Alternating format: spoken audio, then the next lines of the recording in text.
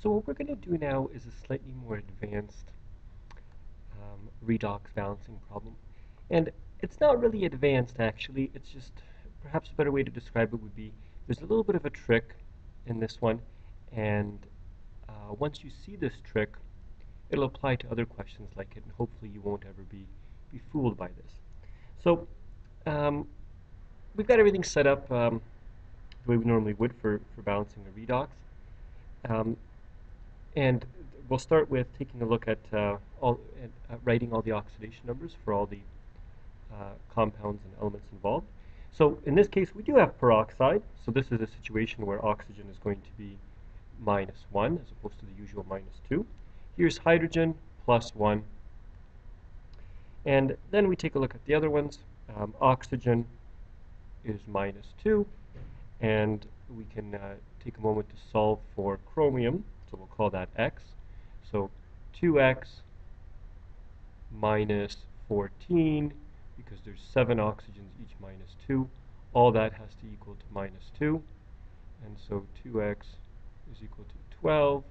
And so x is equal to 6 plus 6. That would be the oxidation number for chromium.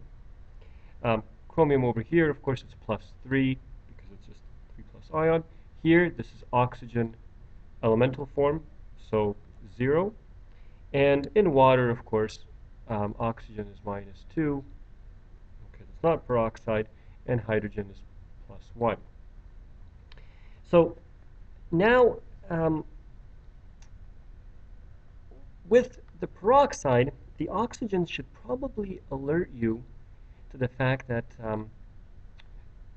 in a peroxide it's -1, and on this side we don't have any -1 oxygens.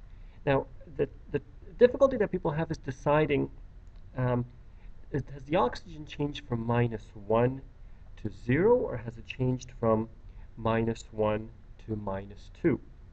In fact, the oxygen has changed from -1 to 0.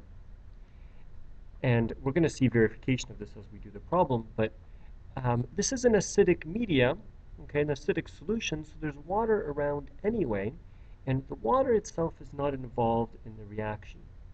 So this is our oxidation, our allele, okay, as oxygen goes from -1 to 0, losing those electrons. But again, we're going to come back to this because this is the central difference with this problem compared to the ones that you might have done. With chromium, chromium goes from 6 plus to 3 plus, so that is our gain of electrons and our reduction. So the peroxide then has changed by 1 electron per atom for the oxygen, going from -1 to 0, and the chromium from +6 to +3 is a change of 3 electrons.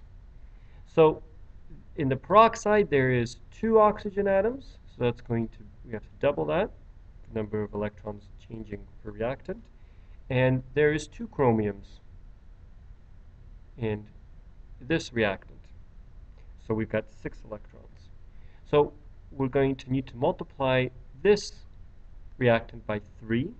And what that means, actually, we often don't write this, but we're multiplying this reactant by 1. Now, why is that important? Well, in our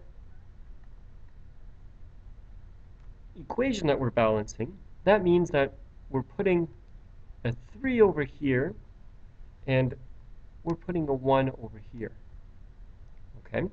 Now, when we go and we balance the products, it's probably pretty obvious that there's a 2 for the number of chromiums, but then balancing the oxygens, first of all, you might be tempted to say, okay, perhaps I'm done now. Perhaps I go on to balance the oxygens and hydrogens, as in the steps that we've looked at tell us to do. But what I'm telling you now, and here's the trick, here's what's different about this question, is that this oxygen here needs a coefficient. It needs a coefficient right there before we move on, because this is the oxygen that is involved in the redox, okay? The oxidation number of these oxygen atoms are changing. They're changing from -1 to 0.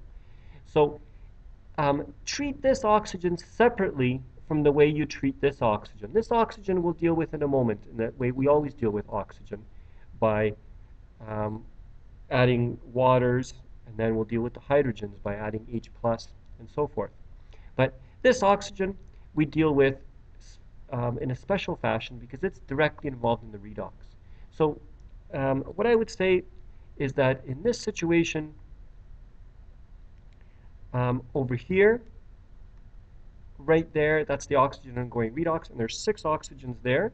So we need to put a 3 here, and I'm going to do it a different color, and that 3 needs to absolutely be there.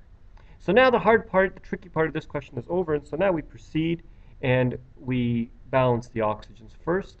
And now I'm disregarding this oxygen, and I'm just going to balance the usual oxygens, okay? Not ones that are part of redox, because actually that's what the rules are referred to when they say balance the oxygens. They mean oxygens that aren't involved in the redox. So here there's 7 oxygens, so it's a matter of putting 7 right there, okay, making sure there's 7 waters.